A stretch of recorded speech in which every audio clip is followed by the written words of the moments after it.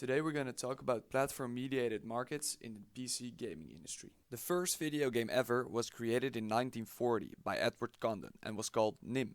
NIM was a simple game which thousands of people played, even though the computer won it 90% of the time.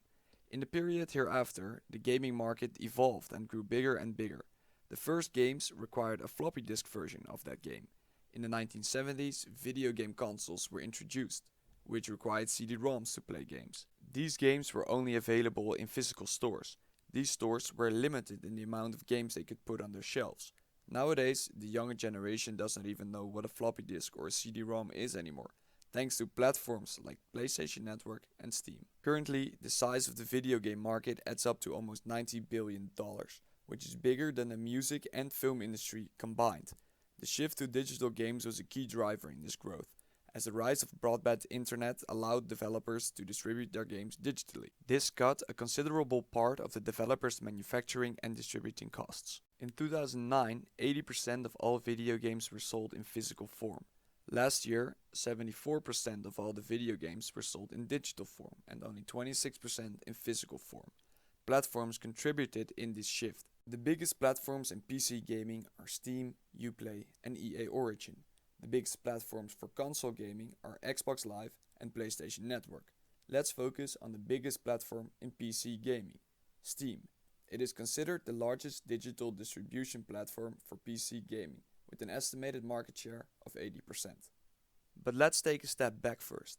What is a platform? A platform is an ecosystem that brings two or more parties together. Think about how Google links advertisers and web searchers, or how credit card companies link consumers and producers. This is what we call a two-sided market or a two-sided network. A network can be open to a certain extent or closed to a certain extent and can generate certain network effects. Let's give an example. Steam is a gaming platform, created and owned by Valve. Initially, Steam was developed to easily update a game called Counter-Strike. Over the years, it has grown to a full-size gaming platform. Steam links players and developers for the PC games network market. The platform offers a service and provides infrastructure and rules to facilitate the two groups' transactions. Revenues and costs can be found on both sides of the market and are not separated. Two groups are attracted to each other in a two-sided market. The platform's value to a user depends on the number of users on the network's other side. The more PC games are featured on Steam, the higher the value for the gamers. This creates a cross-site network effect in each direction. The presence of more subsidy-side users, gamers, makes the platform more attractive to money-side users, developers. As the more games are available on the platform, the more gamers the platform will attract. Subsequently, there are also some same-side network effects, where each side helps you attract more users to that side. For example, a bigger number of gamers will attract more gamers because they connect with each other and build a community with achievements. Network effects can also be negative. The growing amount of developers increases the risk of bugs and crashes to the platform. Next to network effects, a platform can either be open, closed, or something in the middle. Steam is an open platform, as there are no restrictions to sign up, and fees, in this case prices, are the same for all end users on the demand side. This is the same on the supply side. Game developers pay a fee of $100 to offer their game on Steam. There are 4 different roles in a platform-mediated network, which can be open or closed to a certain extent. First off, we have the demand-side platform users, or end users. Next to the demand-side users, we have the supply-side users. These are the game developers. The developers build PC games and make them available to the gamers through Steam. The restrictions are reasonable and the same for every developer. This means that this role is open as well.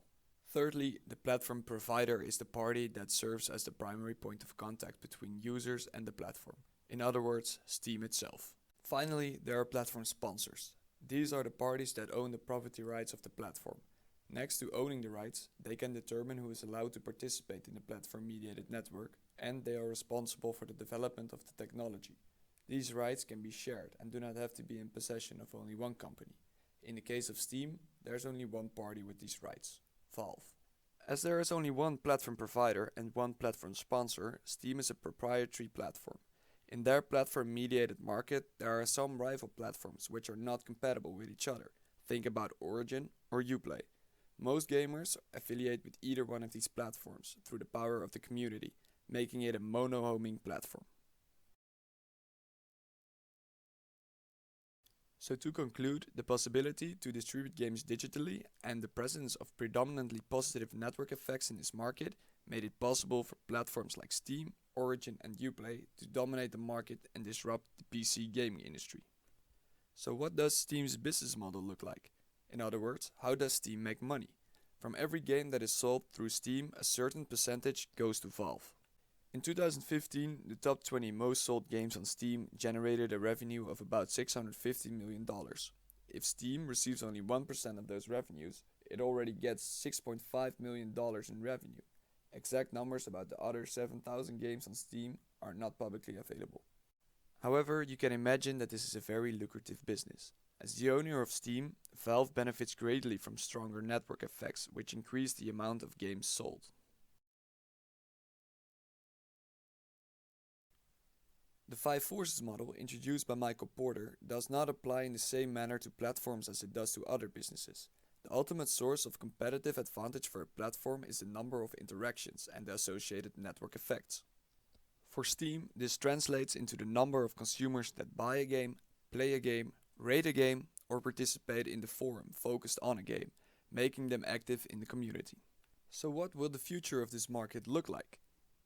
2.2 billion gamers are expected to generate almost $110 billion in game revenues in 2017. 87% of the market will consist out of digital games. This shift to digitalization is likely to grow even further, and the global market is expected to grow with a CAGR of 6.2% towards the end of 2020, reaching $128.5 billion. Steam is even collaborating with HTC, as Valve plans to get into the virtual reality market. The first Steam VR headset has already been released with demos. However, Steam needs to bear in mind that the mobile gaming industry is rising. In 2020, mobile gaming will account for just over half the total games market. Microsoft and Samsung are leaders in virtual reality gaming, with their operating systems on mobile phones.